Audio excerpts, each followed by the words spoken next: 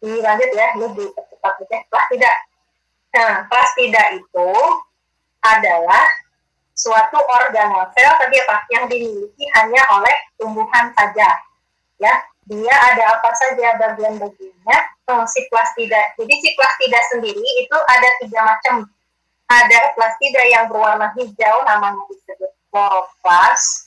Ya, ada plastida yang tidak berwarna, ada amiloplas, tempat menyimpan amilo, dan ada plastida yang tempat menyimpan lemak, namanya elaioplas. Nah, dari plastida yang berwarna-warna dibagi lagi, ya. Kalau kloroplas warnanya hijau itu khusus untuk fotosintesis. Kenapa berwarna hijau? Karena ada klorofil. Sedangkan plastida lain ada yang warnanya bermacam-macam, ada yang warnanya kuning, mengandung karotin, namanya kromoplas. Makanya kamu jangan heran kenapa ada daun warnanya merah, ada daun warnanya kuning, ya. Nah, itu namanya disebut kromoplas, plastida yang mengandung pigmen selain warna hijau. Oke, dilanjut ya. Proses ini proses terjadinya fotosintesis. Nanti reaksi fotosintesis dipelajari lagi di kelas 12, ada reaksi terang dan ada reaksi gelap. Nah, perlu dijelaskan sama Ibu di sini. Jadi ada bagian dari si kloroplas itu, ada bagian yang menumpuk-numpuk seperti koin, ini namanya disebut grana atau granum, dan ada bagian kosong yang tidak mengandung klorofil, namanya disebut stroma. Yang menghubungkan antara granula satu dengan granula lain ada stroma lamina. Gabungan antara grana dan namanya disebut filaktoid. Nanti ini harus tahu ya strukturnya kalau keluar di ujian. Kita lanjut dulu. Nah, terus kemudian ada badan mikro. Jadi ini, badan mikro itu adalah organel-organel yang berukuran kecil yang ada di dalam sel, kecil banget, sehingga disebut namanya badan mikro. Ada 2, ada peroksisom sama hidroksisom. Peroksisom itu contohnya yang bisa merubah peroksida air pada sel hati yang namanya H2O2 dirubah menjadi H2O dan H2. Terus ada glioksisom. Kalau glioksisom ini hanya terdapat pada sel tumbuhan biasanya.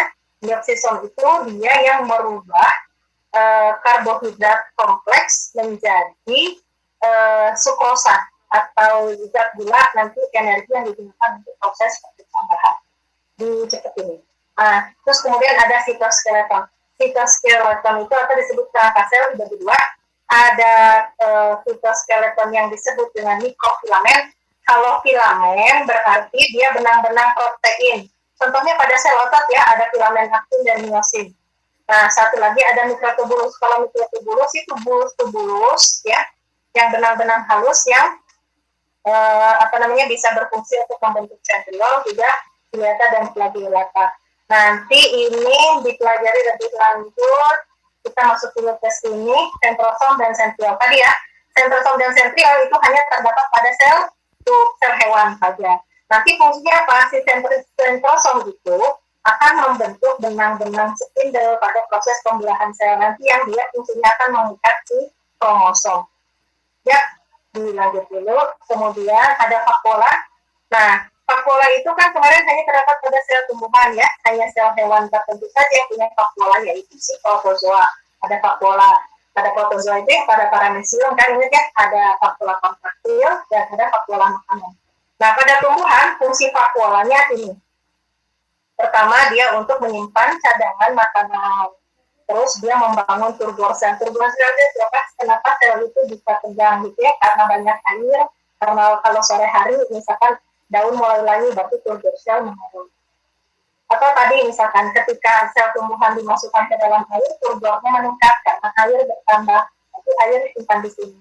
Ya, jadi fungsi vakuola sebagai tempat menyimpan cadangan makanan, sebagai menyimpan sisa metabolisme. Sisa metabolisme contohnya apa? Yaitu zat-zat yang tidak dibutuhkan oleh si tumbuhan itu, tapi pada manusia dibutuhkan. Contohnya misalkan minyak atsiri.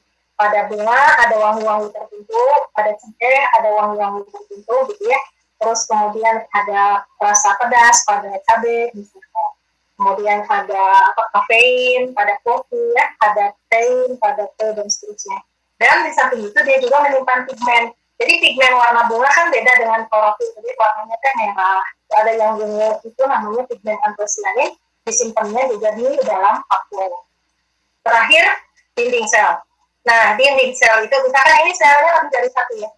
hubungan antara dinding sel yang satu dengan sel yang lain itu ada celah. Celah antar dinding sel satu dengan sel yang lain namanya disebut plasmodesmata. Ya. Terus kemudian si dinding sel itu nanti kalau dinding sel itu misalkan ini selnya, ya kan ini sel satu, ini sel yang lain. Nah di antara pertengahan ini ada gini. Ya, kalau dinding sel primer itu masih lembek, isinya masih terdiri dari selulosa, ya dinding selnya dengan lignin. Nanti kalau sel itu semakin tua, misalkan kayak sel tumbuhan atau kayu, nanti dia ditambah ya dinding selnya mengandung zat-zat yang lebih keras, yaitu ada magnesium dan kalsium tetrat.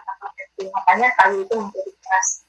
Fungsi dinding sel ini ya melindungi sel, mempertahankan bentuk sel, mencegah penyerapan air yang berlebihan. Itu ya, ini materinya sampai di sini untuk hari ini.